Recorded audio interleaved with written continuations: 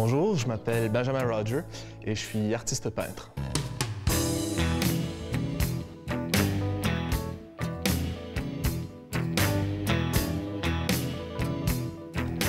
Bien, moi, je me suis toujours intéressé aux arts et puis je me suis inscrit à l'école secondaire de La Salle dans le programme des arts quand j'étais adolescent. Donc ça a vraiment éveillé quelque chose qui dormait en moi. Et donc je me suis dirigé vers l'Université Concordia à Montréal pour faire mon bac en arts visuels. Là, j'ai rencontré des profs de peinture qui étaient vraiment super intéressants et pouvaient transmettre leur passion de la peinture. Donc j'ai continué mes études en France, à Nice, et j'ai eu ma maîtrise ou mon diplôme national supérieur d'expression plastique à Nice, et je suis revenu à Ottawa pour débuter ma carrière d'artiste.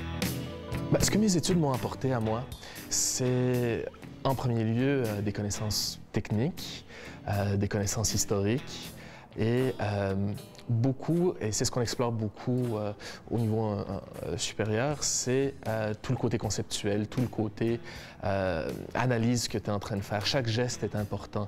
Faire une trame de carré sur une toile, c'est pas anodin. Qu'est-ce que ça veut dire? Où est-ce que tu te situes dans un contexte global et maintenant international de l'art ou de l'histoire contemporaine qui est en train de se créer? Maintenant, est-ce que l'école, c'est pour tout le monde? Non. Est-ce qu'on a besoin d'aller à l'école d'art pour devenir artiste? Non. Est-ce que les gens qui vont à l'école d'art finissent tous artistes? Non plus. Donc, ça dépend des personnalités, ça dépend des différents caractères et où on va amener notre art aussi, ce qui nous intéresse.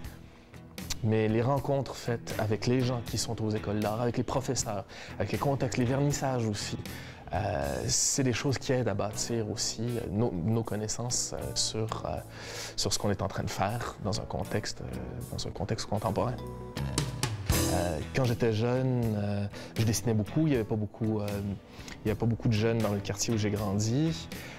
J'ai toujours été encouragé par mes parents et je pense que ça crée quelque chose dès qu'on fait un gribouillis quand on est jeune, puis on se dit « Ah oui, c'est beau, bien, la prochaine fois, je vais en faire un meilleur, puis je vais en faire un meilleur, puis je vais en faire... » Et on s'améliore comme ça. Aussi, les arts, c'est quelque chose de familial. Ma grand-mère était maître verrier.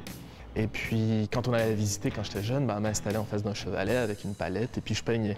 Alors, c'est la combinaison de ces éléments-là qui font en sorte que je suis peintre aujourd'hui. Et puis le fait d'avoir été encouragé par la famille, une fois qu'on rentre à l'école, on a déjà un avantage. Et puis donc, ça aussi, ça donne beaucoup de confiance. Donc, je pense que c'est tous ces éléments positifs-là, tant familial qu'au niveau scolaire à l'école primaire, qui ont fait en sorte que j'ai décidé de m'inscrire à De La Salle dans le programme des arts et puis qui a vraiment concrétisé mon amour pour les arts.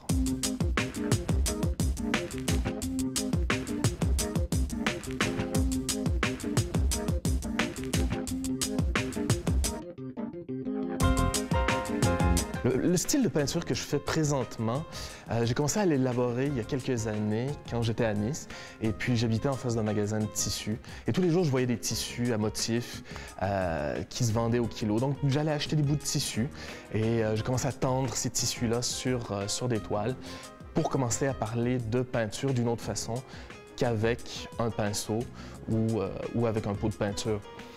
Et je me suis mise à rajouter des éléments figuratifs par-dessus, puisqu'il y avait cette idée d'imitation du tissu, et les éléments figuratifs étaient basés sur photo. Donc il y avait ce côté-là aussi d'imitation, où la photo imite un moment et la peinture de la photo imite. Donc il y a ce double jeu-là.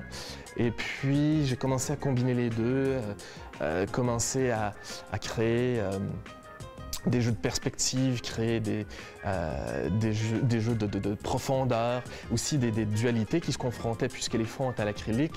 Je me suis mise à peindre les formes figuratives, souvent des visages à l'huile. Donc, il y avait acrylique, huile, il y avait ce côté décoratif et ce côté figuratif. Donc, c'était combiner deux choses qui ont existé parallèlement dans le milieu des arts ou dans le monde des arts, mais qui ont très rarement cohabité sur une même surface. Essayer de créer quelque chose de neuf, essayer de créer quelque chose de contemporain. Et puis, c'est ce que je suis en train de faire aujourd'hui, toujours dans cette recherche-là qui m'intéresse beaucoup.